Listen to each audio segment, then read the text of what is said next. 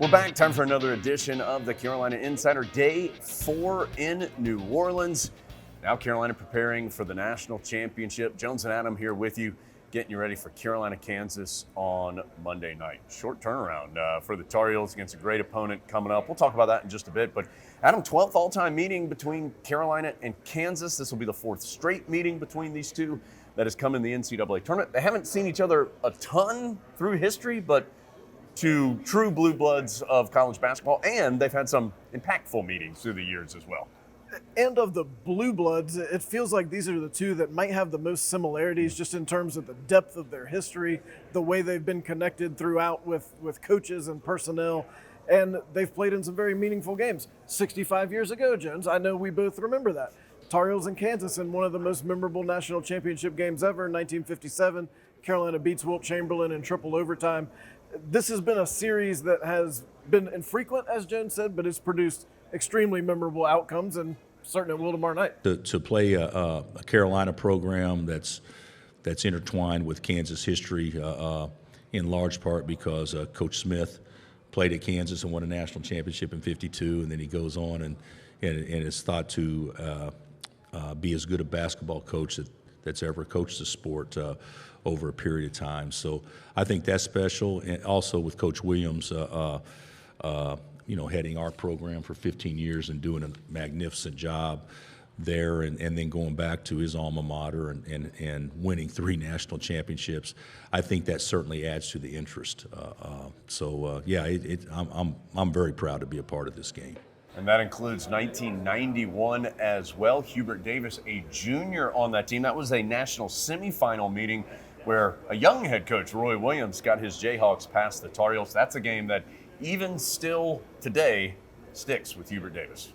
Prior to us winning the national championship in 2017, from 1991 to 2017, I had watched that game at least once every year.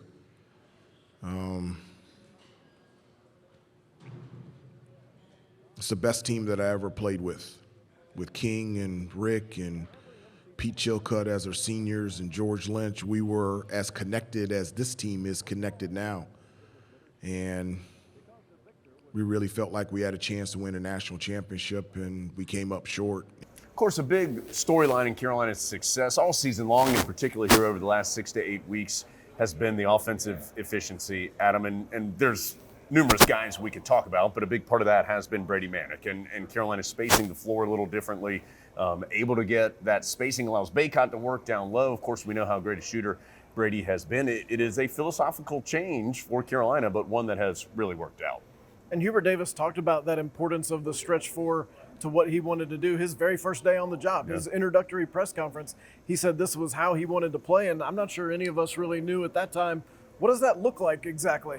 And it's turned out to be beneficial, not just for Brady Manek, but also for players like Armando Bacot, who's had such a fantastic season with room to operate. But Manek, too, different type of player than even maybe he was when Bill Self saw him pretty frequently at Oklahoma. For me, from an offensive standpoint, it's fun when you have spacing and balance and a combination of ball and player movement. The only way that you have spacing is you have to have shooters. You can have 5 non-shooters in the stands, and if they're non-shooters, the defenders are still going to be in the lane. And I just felt like having that 4 that has the ability to play on the outside opens up our offense, makes us more versatile, and I don't think there's anybody better in the country at being able to do that than Brady. Hubert's given him a mind, a free mind, that he feels like that anytime he's got any separation at all, he needs to let it fly. And that's a compliment to his coach and their staff, but also, he's such a good player, and he's got such a quick release, and it's a high release. And playing him at OU, you had to defend him probably a little bit more on the post, and now obviously with Mondo in the game, he's playing primarily on the perimeter. Of course, one of the big storylines specifically for this game will be the health of Armando Bacot. Rolled the ankle late against Duke, came back in the game, and seems like, and you'll hear from Coach Davis in a minute, seems like good news on that front for the Tar Heels. What a nervous couple of minutes that was, both last Really, night. just the entire day was nervous. You know, thinking about that, we've all talked about how fun that night was. It wasn't fun when it No. was happening. No. At the time, it was completely excruciating. I want to make sure we don't forget that. Terrific now, though. Yeah, but now it was fantastic. One of the best nights of my life. Armando Bacot, worrisome injury. It looked like he definitely had some stiffness, some soreness in his ankle. Tario's going to practice very light today just because it's been an intense few days, and you've got to get ready to play an up-tempo running type team tomorrow night in Kansas. So Tario's going to be very limited in practice, and Armando Bacot going to do what he can. He is going to practice today, but our practice is going to be very limited. I mean, even if he didn't twist his ankle, it's going to be limited. They did x-rays, and they were all negative. Obviously, he's a little sore, but he was walking around and feeling good and was very encouraged with the amount of swelling from his ankle sprain, and he's ready to play tomorrow night. Obviously, it's a great matchup in the post. Two unbelievable post players that can rebound the basketball and can score consistently down low in the paint. It's a big emphasis for us as well as Kansas, and it could ultimately come down to the winner of that matchup being the determining factor of who wins the championship. So, but Armando looks really good, and he's very encouraged and ready to play tomorrow night. National championship game, Carolina and Kansas, coming up on Monday night here in New Orleans. We'll be on the air, radio-wise, by the way, at 8 o'clock to get you ready for it. Tip is sometime after 9 p.m. Eastern time. And Adam, it comes out of this. Kansas is really, really good. The Tar Heels are coming off an emotional, intense game. Big challenge in a lot of areas here for Carolina. It was so hard to figure out what you wanted to have happen with Kansas watching them on Saturday night. Did I want them to look extremely good so that they could take care of anyone who was left over if the Tar Heels weren't here? Or did I want them to be weakened for the Tar Heels to feast upon?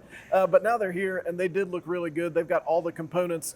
Coach Davis talked about how impressive they've been all year. They've played really well in the tournament.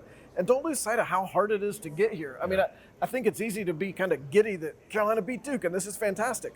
This is one of a very few times Carolina is going to play for a national championship. And this 2022 team gets the opportunity to do that tomorrow night. 12th all-time championship game appearance for the Tar Heels. They are 6-5 in the previous 11. Carolina, Kansas, national championship tomorrow in New Orleans. Thanks for being with us.